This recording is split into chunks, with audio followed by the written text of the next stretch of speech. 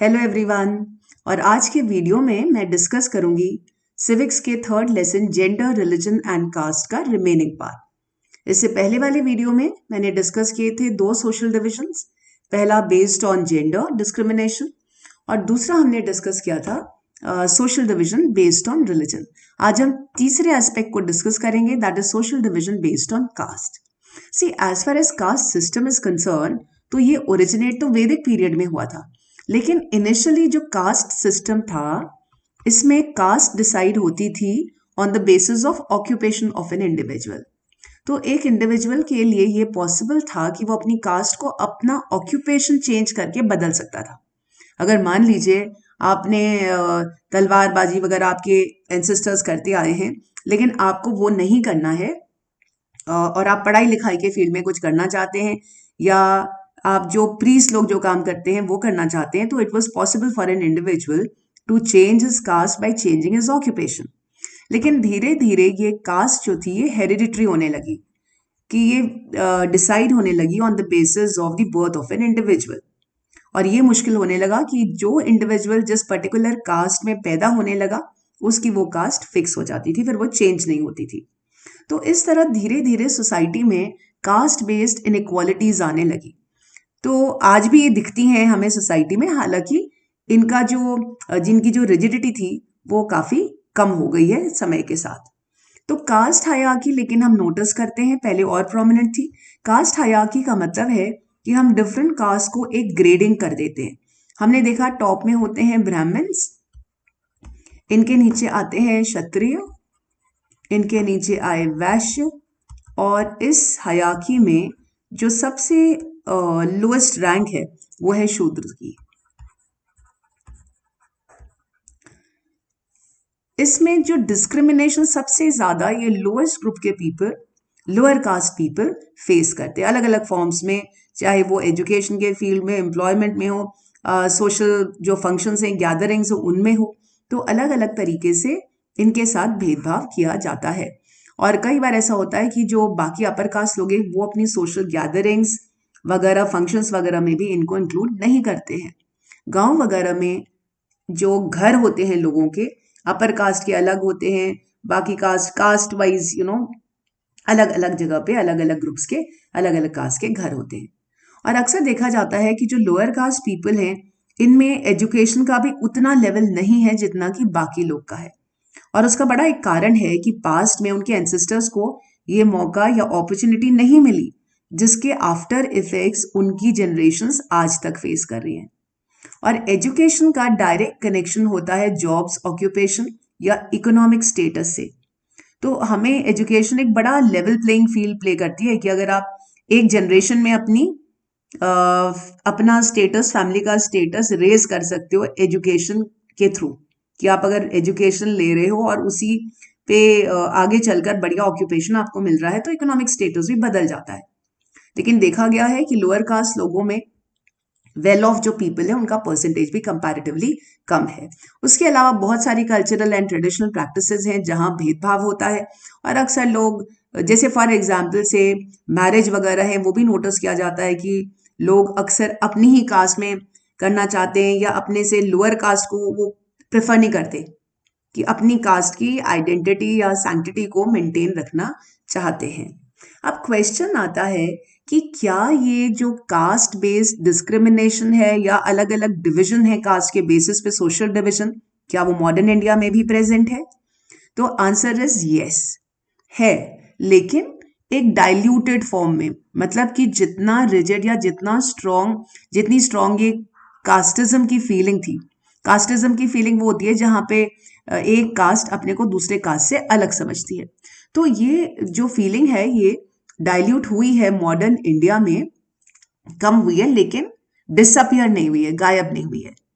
अब मान लीजिए एग्जाम में आता है कि जो कास्टिज्म इन मॉडर्न इंडिया जो डाइल्यूट हुआ है उसके फैक्टर्स क्या क्या हैं या क्यों हुआ है, तो आप ये सारे पॉइंट्स डिस्कस करेंगे। फर्स्ट इज कि जो रोल हमारे पॉलिटिकल एंड सोशल रिफॉर्मर्स ने प्ले किया है, समाज सुधारक, जैसे हम बोलेंगे गांधी जी हैं, डॉक्टर BR अम्बेडकर हैं, या ज्योतिबा फुले हैं, या EV रामास्वामी नायकर हैं। तो इन सब लोगों ने एक इम्पॉर्टेंट रोल प्ले किया कास्टिज्म के अगेंस्ट, लोगों में अवेयरनेस जगाने की कोशिश करी और लोगों को जागरूक किया कि इस बेसिस पे डिस्क्रिमिनेशन खत्म हो सके। अब दूसरा इंपॉर्टेंट रोल जो कास्टिज्म के डाइल्यूशन का है मॉडर्न इंडिया में, वो है सोशो इकोनॉमिक चेंजेस का। अब सोशो इकोनॉमिक चेंजेस कैसे आए? देखिए, हमारी सोसाइटी में जो सोशल चेंजेस हैं वो जो आर्थिक स्थिति है उससे भी काफी रिलेटेड होते हैं। तो ये चेंजेस आने का एक बड़ा फैक्टर था अर्बनाइजेशन। अर्बनाइजेशन होता है शहरीकरण। शहरीकरण वो होता है कि जहां पे people migrate from villages to cities. So the movement of people from villages to cities is called urbanization. तो अर्बनाइजेशन में क्या होता है, जब लोग सिटीज की ओर आते हैं तो उनके लिए ना कास्ट बेस्ड डिस्क्रिमिनेशन को फॉलो करना आसान नहीं होता, वो नहीं कर सकते। क्योंकि अगर आप मान लो रेलवे स्टेशन में हो, बस स्टेशन में हो, या आप जहां पे काम करने जा रहे हो, तो आप बगल वाले की कास्ट थोड़ी पूछोगे कि आप बस मिले कि नहीं नहीं मैं तो इसके बगल में नहीं बैठ सकता, ये दूसरी कास्ट का है, लोअर कास्ट है। You can't do that. आपको काम मिला है तो आप जहां पे काम मिला है वहां पे करोगे ना। तो अर्बनाइजेशन की वजह से कास्टिज्म में कमी आई।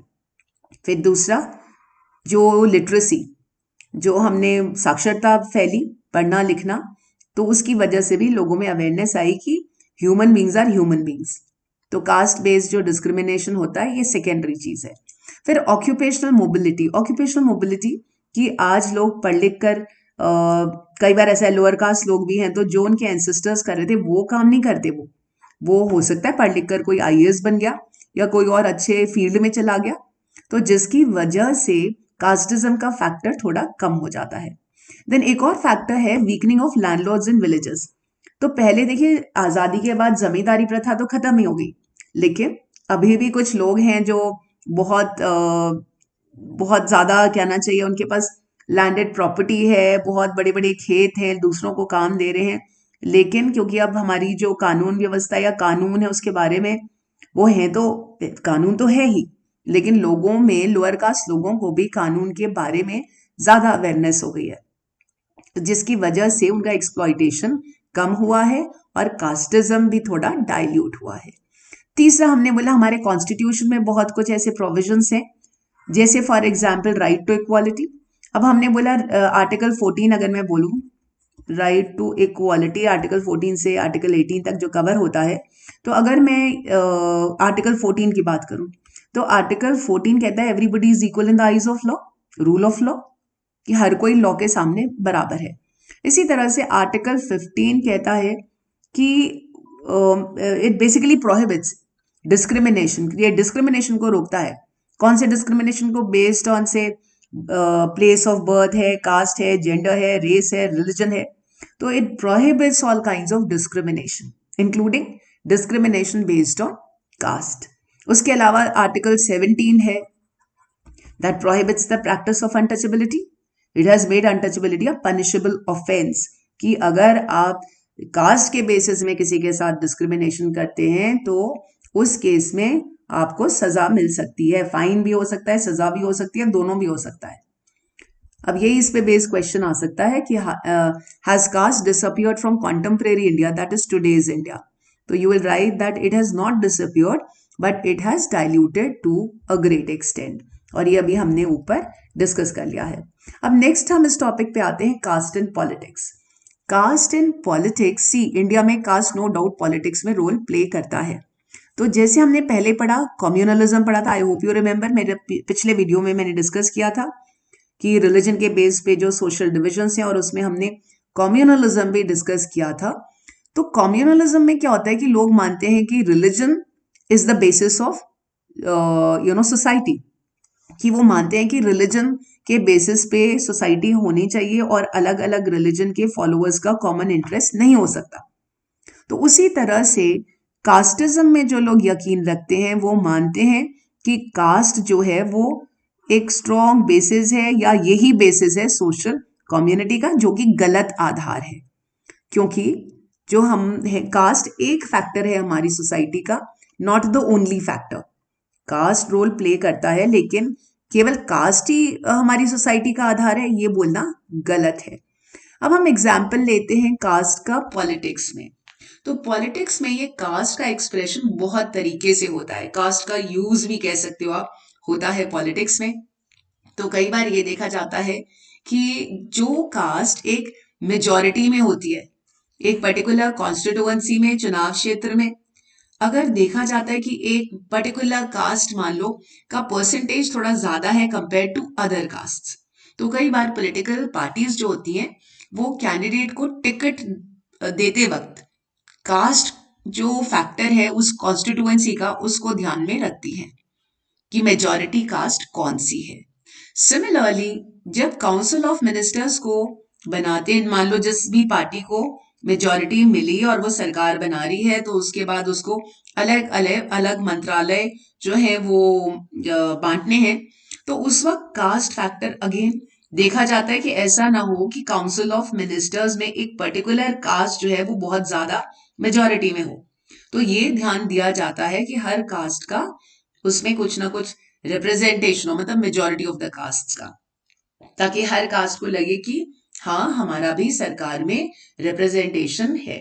लेकिन हम अक्सर देखते हैं कि पॉलिटिक्स में जब चुनाव होते हैं उससे पहले जो प्रोपेगेंडा होता है, जो कैंपेनिंग होती है राधा, तो उसमें कई बार, हालांकि ऐसा मॉडल कोड ऑफ कॉन्डक्ट के अनुसार गलत है, लेकिन फिर भी डायरेक्ट या इनडायरेक्ट तरीके से कैंडिडेट्स कास्ट के नाम पर भी वोटर्स से अपील करते हैं। और कास्ट फैक्टर एक और चीज बड़ी बात है पॉलिटिक्स में यूज होने का, जो यूज हो रहा है, कास्ट की बात हो रही है, तो अब क्या है, जो लोअर कास्ट पीपल हैं उनको भी पता है कि हमारे वोट की जो वैल्यू है वो इक्वल है। हमने इंडिपेंडेंस के बाद यूनिवर्सल एडल्ट फ्रेंचाइज को अडॉप्ट किया, जिसका मतलब होता है कि इंडिया के हर एडल्ट सिटीजन के पास एक वोट है और हर वोट की वैल्यू सेम है। तो इससे क्या हुआ कि जो लोअर कास्ट के लोग थे इनमें भी धीरे धीरे इस बात से जागृति आई है कि हमारे पास भी एक वोट है और हमारे वोट की भी सेम वैल्यू है। तो इससे कास्ट फैक्टर धीरे धीरे मींस एक प्रोमिनेंट रोल प्ले करने लगा है हमारे इलेक्शंस में। ना क्वेश्चन अगर आए, मान लीजिए कि क्या हमारे इलेक्शंस केवल कास्ट पे आधारित है, are elections all about caste and nothing else, तो ये स्टेटमेंट गलत है कि नहीं, हमारे जो इलेक्शंस हैं वो केवल कास्ट एक फैक्टर है, पर वो केवल कास्ट एंड कास्ट पे बेस्ड नहीं है। और ये आप कैसे एक्सप्लेन करोगे कि केवल कास्ट पे बेस्ड नहीं है? पहला है कि कोई भी जो पार्लियामेंट्री या असेंबली कॉन्स्टिट्यूएंसी है, चाहे वो नेशनल यूनियन गवर्नमेंट के लिए हो या स्टेट गवर्नमेंट के लिए हो, तो हम ये नहीं बोल सकते कि एक पर्टिकुलर कॉन्स्टिट्यूएंसी में भी 80% लोग तो एक ही कास्ट के, ऐसा यूजुअली होता नहीं है। किसी भी कास्ट की कंप्लीट मेजॉर होती है कि कंपैरेटिवली हो सकता है कि किसी कास्ट के 30% लोग हो, 35% लोग हो या 40% लोग हो, पर ऐसा नहीं होता ना 80-90% एक ही कास्ट के हो। तो लोगों को दूसरे कास्ट के भी वोट्स चाहिए होते हैं। और दूसरा फैक्टर, सी मान लीजिए आपका कैंडिडेट कोई एक पर्टिकुलर पार्टी का है, तो यहाँ पे मेजॉरिटी कास्ट जो है, तो ऐसा थोड़ी है कि सारे मेंबर्स जो इस कास्ट के वो सारे के सारे अपने कास्ट वाले को वोट दे देंगे, ऐसा नहीं होता भाई, दूसरे लोगों को भी तो वोट देते हैं लोग। तो ये भी नहीं होता कि एक सिंगल पार्टी के कैंडिडेट को सारे के सारे वोट्स मिल जाएं एक पर्टिकुलर कास्ट के। और तीसरी बात ये होती है कि देखिए, जब कोई कास्ट की मेजोरिटी होती है तो भाई एक पार्टी, मान लीजिए एक पर्टिकुलर कास्ट से कैंडिडेट खड़ा कर रही है, तो बाकी पार्टीज भी तो वही करेंगी। कि अगर मान लीजिए उन्होंने कास्ट गेम, यहाँ पे कास्ट फैक्टर वो मान के चल रहे कि बड़ा एक रोल प्ले करने वाला पार्टी है ने ये सोचा, तो पार्टी बी सी डी भी तो उसी कास्ट के कैंडिडेट को खड़ा करना चाहेंगे। तो इस वजह से जो कास्ट होता है उसका रोल जो होता है वो ऑलमोस्ट खत्म हो जाता है, क्योंकि सारे कैंडिडेट्स मोर और लेस सेम कास्ट के होते हैं। फिर हमने देखा एक चीज और होती है कि लोग जो होते हैं, ऐसा नहीं है कि हर बार जो आपका रिप्रेजेंटेटिव है आपकी कॉन्स्टिट्यूएंसी से, तो ऐसा भी नहीं होता कि हमेशा एक ही कैंडिडेट चुने, हो सकता है 2 बार 3 बार, पर ऐसा तो नहीं है ना कि पिछले 40 साल से एक ही कैंडिडेट चला आ रहा है, पिछले 20 साल से एक ही कैंडिडेट चला आ रहा है। तो लोग कई बार देखते हैं कि काम नहीं हो रहा है या पार्टी नहीं परफॉर्म कर रही है, तो वो कैंडिडेट को बदल भी देते हैं। और अक्सर ये देखा गया है कि जो वोटर्स होते हैं उनका जो सपोर्ट होता है पॉलिटिकल पार्टीज के लिए, वो उनके कास्ट के सपोर्ट से ज्यादा होता है। कि जो मान लीजिए वोटर्स हैं वो पर्टिकुलर कास्ट के हैं, तो कास्ट से ज्यादा उनका सपोर्ट उनकी पॉलिटिकल पार्टीज को होता है। पार्टीज में लीडर्स होते हैं, मेंबर्स होते हैं, सपोर्टर्स होते हैं। तो लोगों की जो रुझान है या जिस भी पार्टी को वो सपोर्ट करते हैं, तो अक्सर देखा गया है कि ये सपोर्ट कास्ट के फैक्टर से कहीं ज्यादा रोल प्ले करता है।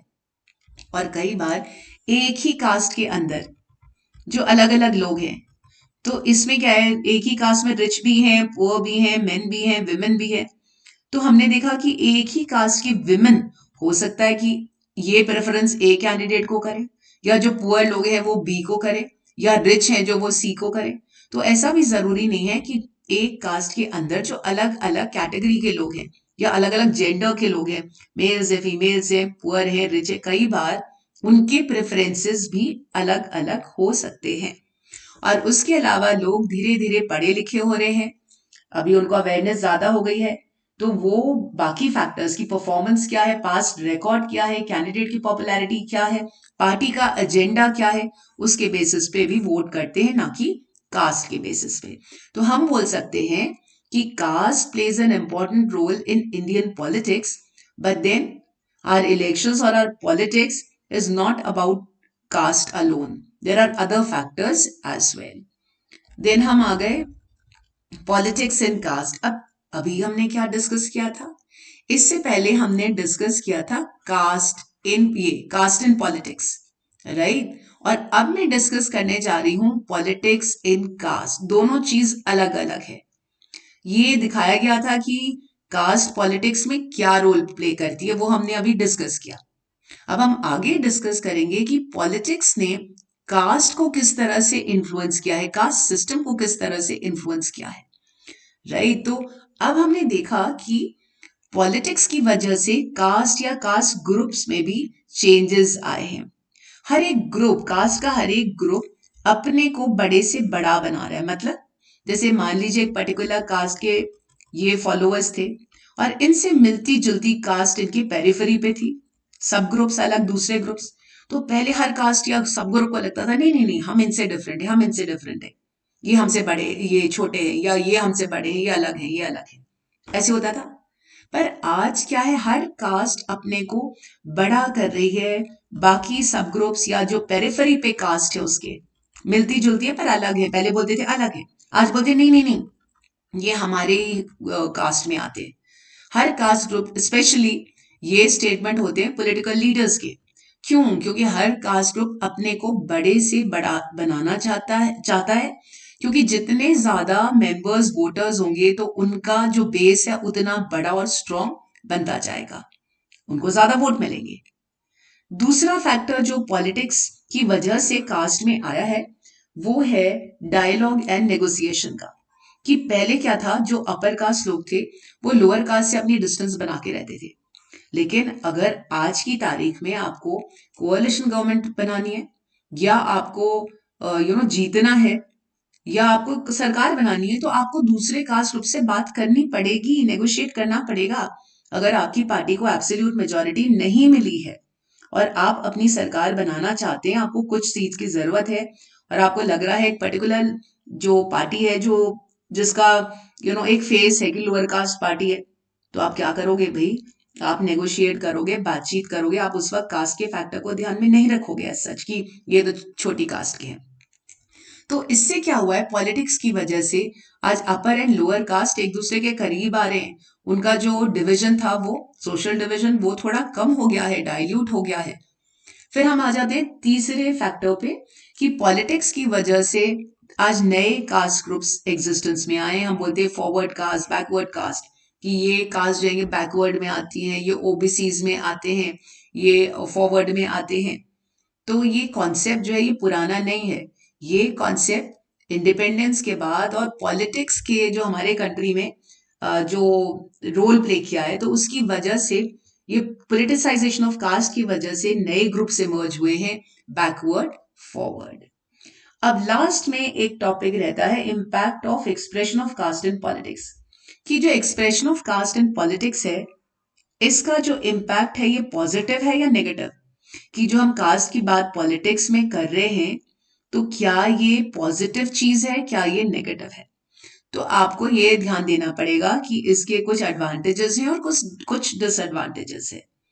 तो जब हम पॉलिटिक्स में कास्ट फैक्टर को लेके आते हैं या उसकी बात करते हैं, तो एडवांटेज क्या है? जो लोअर कास्ट पीपल हैं, डिसएडवांटेज ग्रुप्स हैं, उनको थोड़ा फायदा होता है, क्योंकि उनके जो इश्यूज हैं वो हाईलाइट होते हैं और फिर डिफरेंट पॉलिटिकल पार्टीज उन मुद्दों को उठाती है और सरकार भी उस उन मुद्दों के प्रति सजग हो जाती है, तो रिस्पॉन्ड करती है, एक्शंस होता है भाई, नए डिसीजंस लिए जाते हैं उनको स्ट्रेंथन करने के लिए, उनकी जो भी इश्यूज है, उनके जो भी डिमांड्स है, उनकी ओर सुना जाता है और जो भी लगता है कि हाँ रीजनेबल डिमांड्स है उनको एक्सेप्ट भी किया जाता है।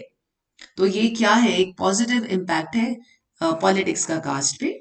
और अब नेगेटिव बात क्या है कि कई बार देखा गया है कि हम पॉलिटिकल गेन के लिए, जो लीडर्स हैं वो अपने पॉलिटिकल फायदे के लिए कास्ट फैक्टर को गलत तरीके से इस्तेमाल करते हैं।